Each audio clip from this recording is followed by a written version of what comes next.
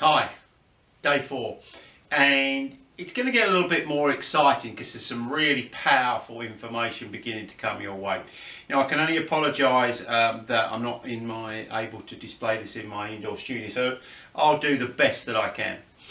So the philosophy is that you all have the skills to do anything you want with the golf swing now, okay? But the most important thing that I can give you is to tell you exactly how this club should work. So a piece of information came from, or a strategy came from The Golfing Machine, written by Homer Kelly. Now there are only 3 things that affect your shot.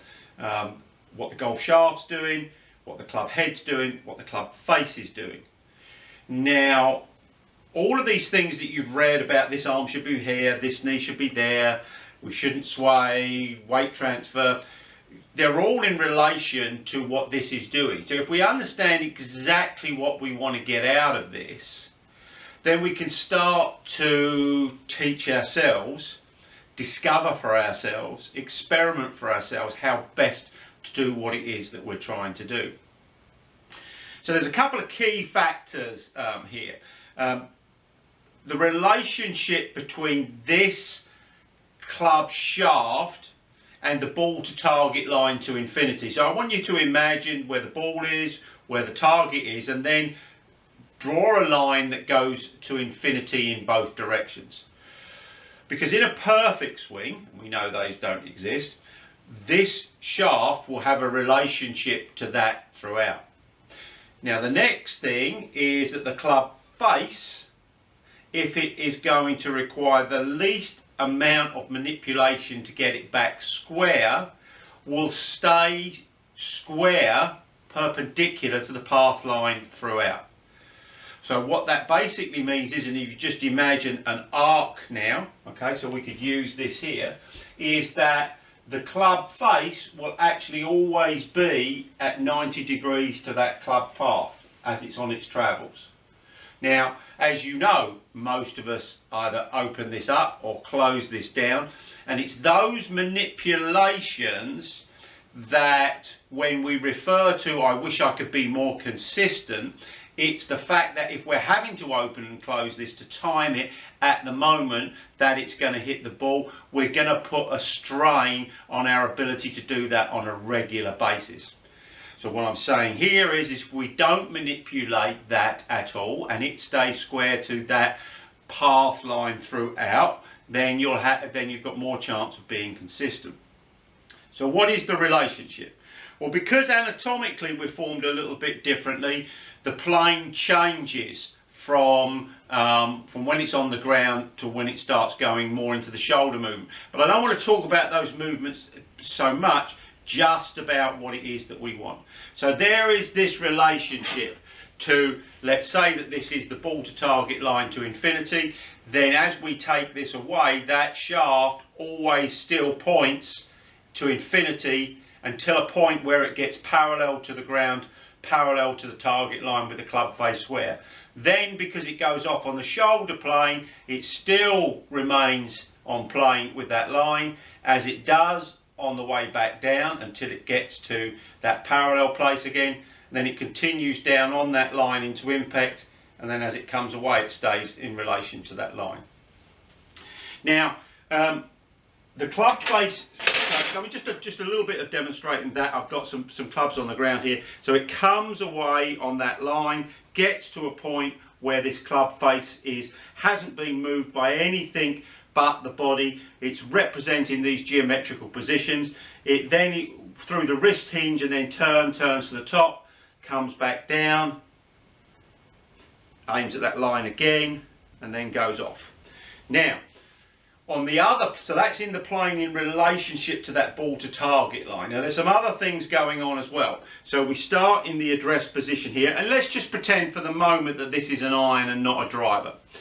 So as it starts here, when it comes to impact, it's there. So in other words, we've got this shaft lean on it.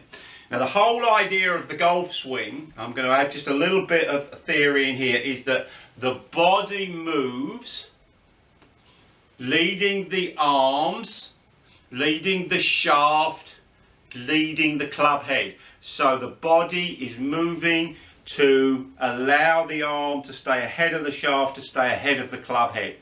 That will give us a downward compression on the ball at moment of impact.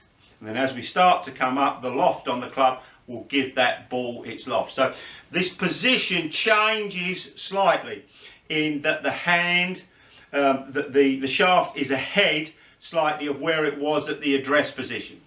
And that's the single biggest goal that you girls and guys have got to work out. How do I move in such a way?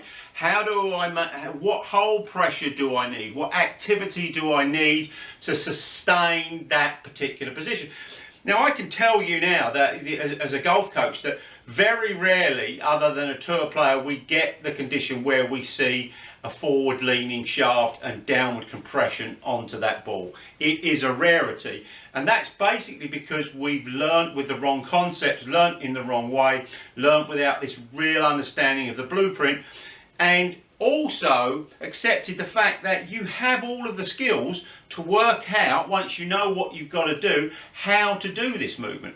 Certainly by having a coach, we can help you in that.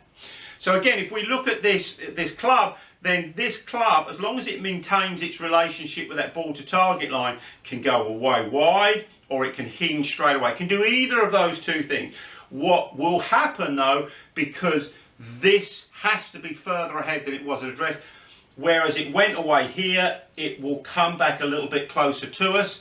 It can go back on that line, or it can actually increase its angle there.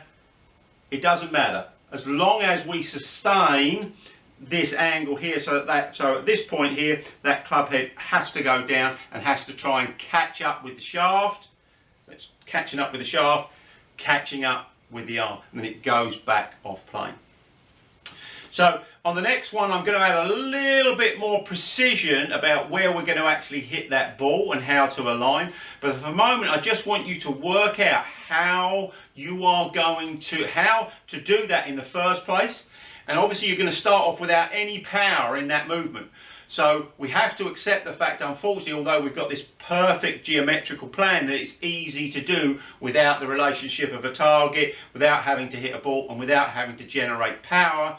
We've got to learn how we can put power, speed into that club head to create the forces that's going to drive that ball the distances we want to go. I'm going to post some more information on the back of this video. Please give me a call if you've got any questions about it. It'd be great to hear from you, and we'll be following up real soon. In the meantime, thank you for listening.